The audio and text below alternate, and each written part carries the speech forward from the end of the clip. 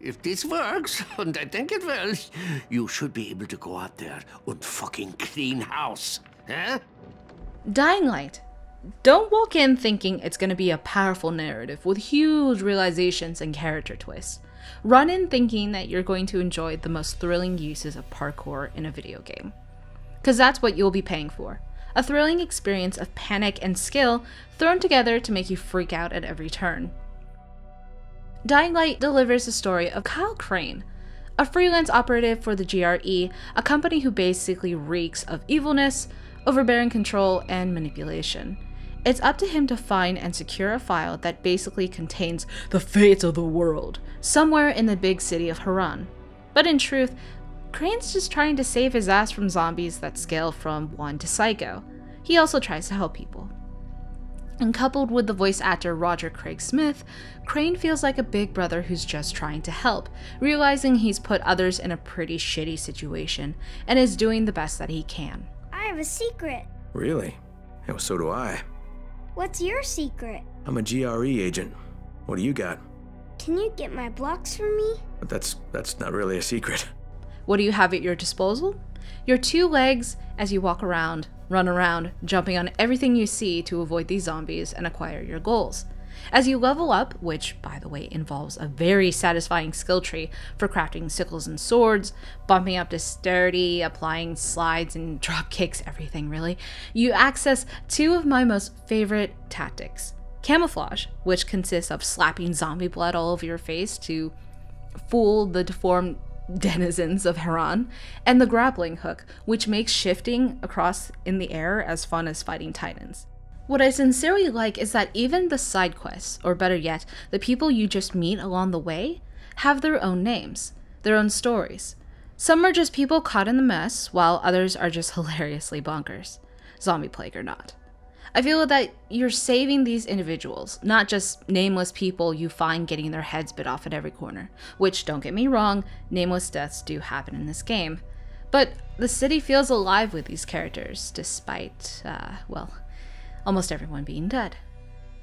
Hey buddy, have you seen a woman named Jade Aldemir? She's got long dark hair, she's tough as nails. As far as my gripes with the game, here's one character to start it off. Jade. Don't get me wrong, she does have an interesting background, a former champ in kickboxing, and is strong in her own right without the need of others, and is continuously that person Crane could never catch up to. But avoiding spoilers, I feel we spent so much time chasing after Jade that her character is lost so fast, so quick. Underdeveloped is not the word I'm going for, but I do feel that she is an aspiration that Crane has to look up to, but falls short of that expectation in a highly lackluster way. The only remaining gripes I have with this game lie in the very situational blocks of certain items. Grappling hook is amazing, but in certain situations, it's prevented from being used when it's clear that the hook will work on said building. Also, another thing that agitates while playing Mr. Parkour is when you cannot climb some structures when you know you absolutely should be allowed to scale it. For instance, some of the ladders are locked, but there's no way, no way you cannot climb that material that is protecting it. Like, come on, I can barely scale protruding bricks, but I can't stick my leg onto a metal bar? Let's be serious. Maybe I'd better chase him away. And we can't have trolls in the parking lot, can we? No, sir. For a game that does have a linear storyline, I am glad we have Crane. He didn't showcase himself as a beefy macho man devoid of personality. His reactions to everything happening in Haran were natural and befitting. Nothing felt wrong to the ear. He was a big softy at times and then a fun asshole for others. Your herbs. He develops from a standard secret agent goody two-shoes into this awkwardly charming, I just risked my life, fuck this, fuck that, get on my level, wrecked kind of state. Yes! He isn't delivering elongated speeches or Jack Bauer punchlines. He's just a guy trying not to get killed.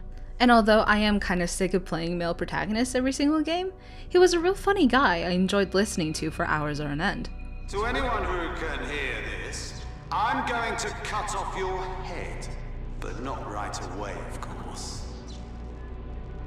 I used to kill people quickly, but now I take my time. I'm more Methodical. I think that's a sign of maturity, don't you?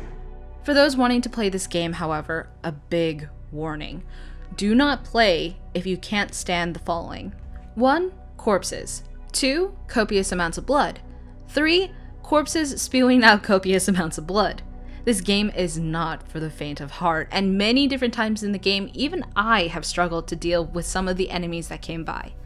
Like Violence, who will terrorize you both physically and mentally. Thankfully, the game doesn't rely on jump scares, but everything is out to get you at night, and you need to bolster the fuck up and be smart or be quick.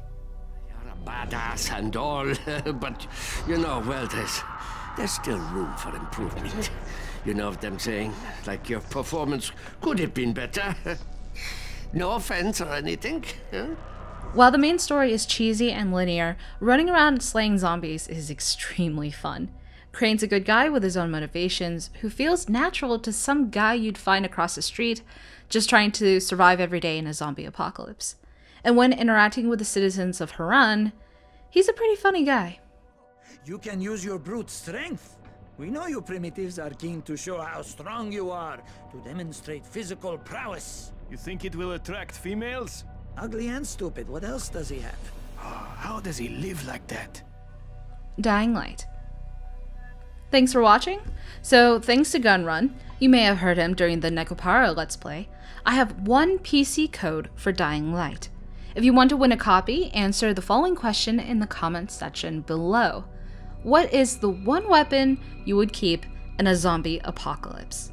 Winner will be chosen by midnight on Wednesday, February 18th. So basically 11:59 on Wednesday, February 18th, Pacific.